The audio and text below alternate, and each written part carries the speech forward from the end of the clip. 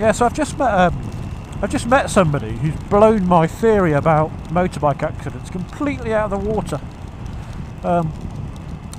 So my theory is that having had the life experience and the jobs that I've had, my spatial awareness has been trained.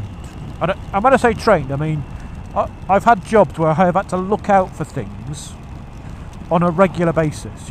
So unlike a desk job or a driving maybe is one of those, but my job was to look out for things coming in from unexpected locations in fairly arduous conditions.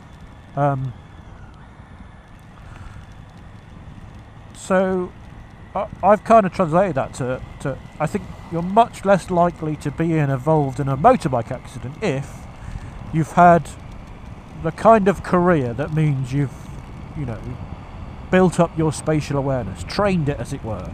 And I suppose that's an issue, is can you train spatial awareness? I don't know. So my thing was, if you'd done certain jobs in the military, if you'd done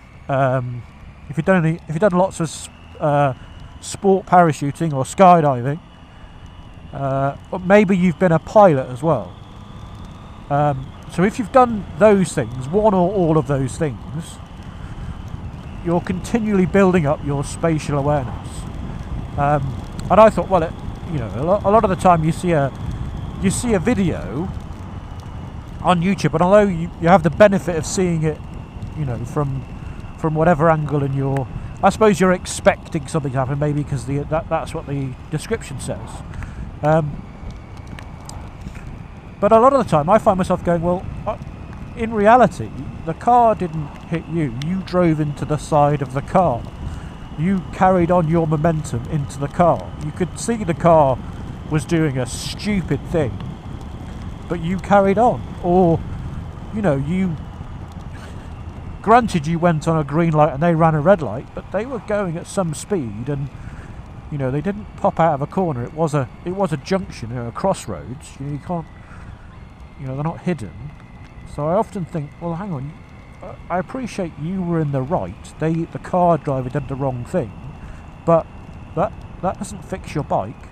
That doesn't unbrake your leg or unbrake your hip or anything like that. So the onus is on us on bikes to not get hit. That's the kind of thing, and I kind of reiterated it to him that, the only time it's not your fault is if you're stood next to your bike in a car park and some car driver smashes into your bike.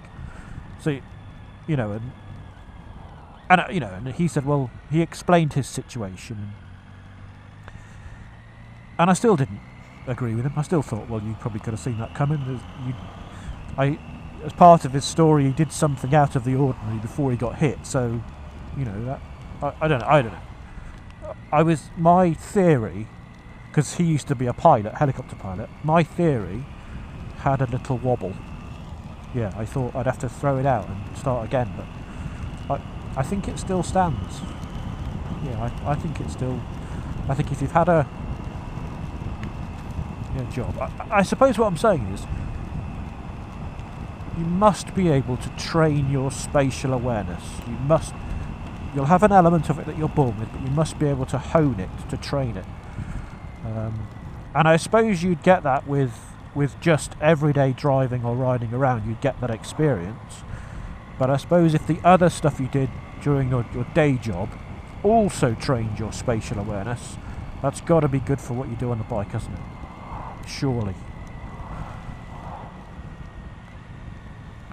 But having said that, none of that's going to help when the roads are so bad that your bike just disappears from under you.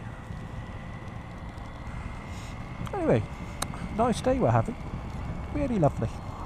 Really lovely.